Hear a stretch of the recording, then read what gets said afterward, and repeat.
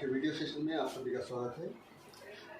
आज जो क्वेश्चन हमारे पास है ये एमसीक्यू क्वेश्चन है जो कि लास्ट ईयर एनुअल एग्जाम में आए हुए थे, ठीक है, स्टैंडर्ड मैथ से रिलेटेड। तो चलिए इससे रिलेटेड 2 वीडियोस मैं पहले अपने चैनल पे डाल चुका हूँ। अब इसके बाद में हम देखते हैं यहाँ पर ये वीडियो जिसमें हम क्वेश्चन नंबर 11 से स्टार्ट करते हैं एमसीक्यू क्वेश्चन। देखिए क्वेश्चन क्या है, 2 dice are thrown together. The probability of getting the difference of numbers on their upper faces equal to 3 each. ठीक है, मीन्स 2 डाइस को एक साथ थ्रो किया जा रहा है और उनमें ऐसे नंबर्स जिनका डिफरेंस 3 आए, ठीक है, उनके आने की प्रोबेबिलिटी क्या होगी। तो आप लोग ध्यान रखिए, जब भी 2 डाइस को थ्रो किया जाता है तो हमारे पास जो टोटल आउटकम्स होते हैं वो होंगे 36, ठीक है। मतलब टोटल आउटकम्स कितने होंगे 36, मतलब इसको हम लिख सकते हैं NS, okay.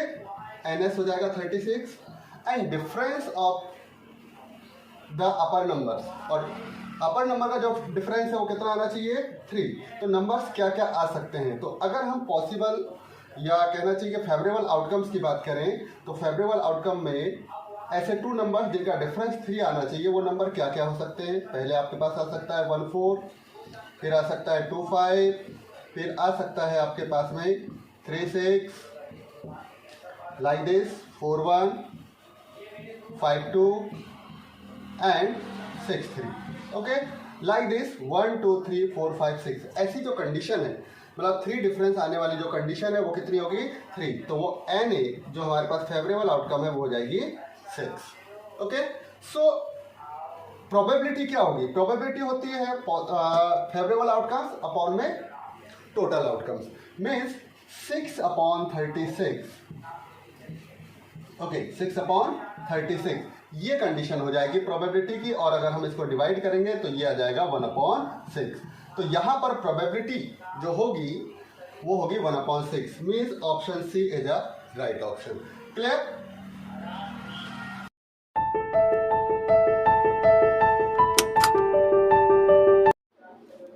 Okay, next question, question number 12. In the given figures, triangle ABC is a similar of triangle QPR. Means यहाँ पर ये दोनों ट्राइंगल ABC एंड QPR जो है सिमिलर ट्राइंगल है, ओके। एंड ABC की 2 साइड्स की वैल्यू हमारे पास है एंड QPR में 1 साइड हमें गिवन है और 1 साइड हमें फाइंड करनी है, मीन्स x की वैल्यू फाइंड करनी है, ओके। सो हमें पता है कि जो सिमिलर ट्रायंगल्स होते हैं उनकी कॉरेस्पॉन्डिंग साइड का रेशियो इक्वल होता है, ओके। कॉरेस्पॉन्डिंग साइड जैसे हम बात करें इन दोनों ट्रायंगल में, यहाँ पर AB की जो कॉरेस्पॉन्डिंग साइड होगी ये होगी QP, ओके।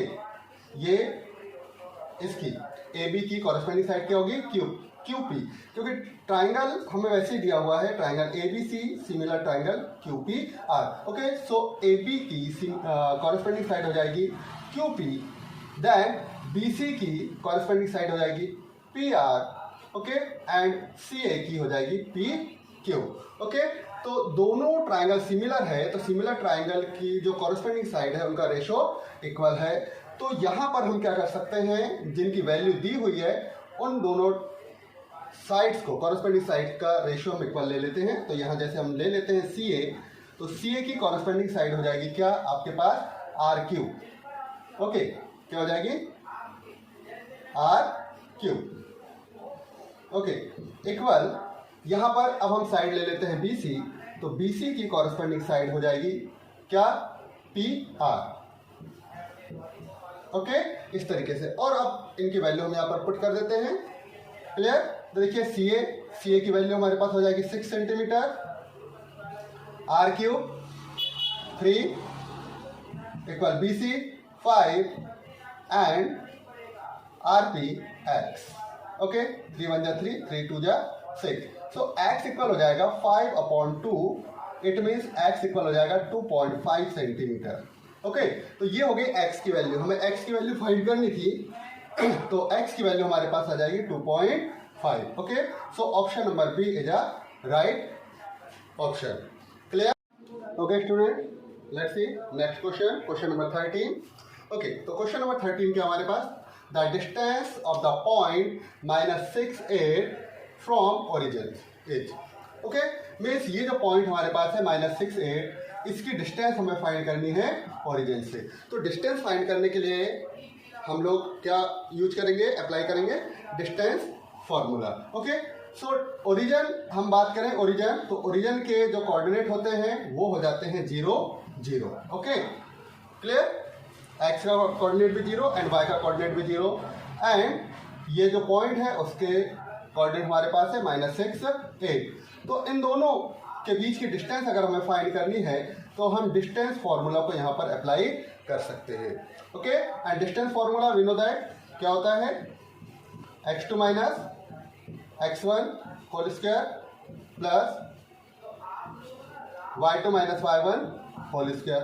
ओके, तो क्या हो जाएगा यहाँ पर, ये हो जाएगा -6 - 0 whole square plus 8 - 0 whole square. या सिंपली हम कह सकते हैं कि ये हमारे पास आ जाएगा रूट में -6 स्क्वायर प्लस 8 स्क्वायर। ओके, सो -6 स्क्वायर मीन्स 36 प्लस ये हो जाएगा 64, देन ऐड करने पर हो जाएगा 100 मीन्स 10।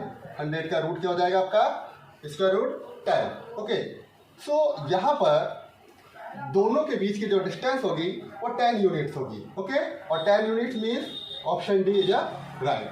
क्लियर?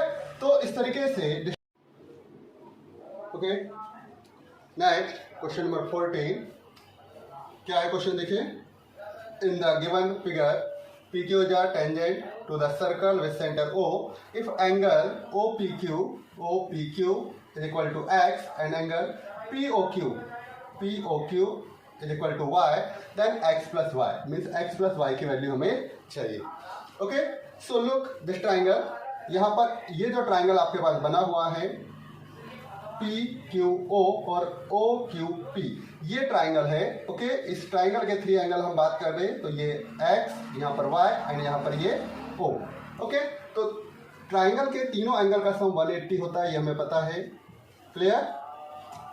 ठीक है, अब यहाँ पर देखें तो ये जो एंगल है Q, ये एंगल 90 डिग्री का है। इसका रीजन क्या है, इसका रीजन ये है कि यहाँ पर OQ जो है वो परपेंडिकुलर है किस पर, PQ पर। ओके, या हम कह सकते हैं PQ is perpendicular to OQ। ठीक है, इसका रीजन क्या है, तो इसका रीजन ये है कि ये जो PQ टेंजेंट है ये रेडियस पर परपेंडिकुलर होती है। ठीक है ना, ये टेंजेंट जो है वो किस पर परपेंडिकुलर होती है, रेडियस पर। अब परपेंडिकुलर है मीन्स ये 90 डिग्री का एंगल बन गया। अब एक ट्राइंगल में अगर ये एक एंगल 90 डिग्री का है तो बचे 2 एंगल, इन दोनों एंगल का सम क्या होगा, यही क्वेश्चन में पूछा है कि ये दोनों एंगल का सम क्या होगा। तो हमें पता है कि ट्राइंगल के 3 एंगल का सम 180 होता है, उसमें से 1 एंगल 90 डिग्री का हो गया, तो बचे 2 एंगल्स x प्लस वाई, तो 180 माइनस 90 कितना हो जाएगा, 90। ओके, तो यहाँ पर x प्लस वाई की जो वैल्यू है वो आएगी 90 degree. Okay, x plus Y की वैल्यू क्या आ जाएगी, 90 डिग्री। ओके, चलिए अब हम नेक्स्ट क्वेश्चन की बात करें, क्वेश्चन नंबर 14। क्वेश्चन नंबर 14 क्या है, in the given figure TA is a tangent and OT equal 4 centimetre and angle OTA equal 30 degree. तो इस कंडीशन में हमें TA की वैल्यू फाइंड करनी है। ठीक है, अब यहाँ पर अगर हम इस सर्कल में देखें तो TA जो है हमारे पास टेंजेंट है और OA जो है वो रेडियस है। तो TA जो है इस रेडियस पर परपेंडिकुलर होगी, मीन्स यहाँ पर 90 डिग्री का एंगल बनेगा, और 90 डिग्री का एंगल बनने की वजह से ये जो ट्राइंगल होगा ये राइट ट्राइंगल हो जाएगा। तो इस राइट ट्राइंगल में हमारे पास हाइपोटेनस है 4 सेंटीमीटर और हमें बेस फाइंड करना है TA की वैल्यू। ओके, तो हम यहाँ पर एक ऐसा ट्रिग्नोमेट्रिक रेशियो अप्लाई करेंगे जो हाइपोटेनस एंड बेस दोनों से रिलेटेड हो। ओके, तो हम यहाँ पर अप्लाई कर देते हैं cos थीटा। ओके, सो ये हो जाएगा cos 30 इक्वल क्या हो जाएगा, बेस अपॉन हाइपोटेनस। तो बेस आपके पास हो जाएगा TA। ओके, एंड हाइपोटेनस आपके पास है 4। ओके, नेक्स्ट cos 30 की वैल्यू √3/2 इक्वल TA अपॉन 4 आ जाएगा यहाँ पर। ठीक है, ट्रांसपोज करने पर 4 √3/2 इक्वल TA अगर हम इसको डिवाइड करते हैं तो ये आ जाएगा 2√3 इक्वल TA। मीन्स ये जो टेंजेंट है या TA जो है इसकी जो लेंथ है वो हो जाएगी 2√3। तो 2√3 means option A is a right option. Clear? इस तरीके से ये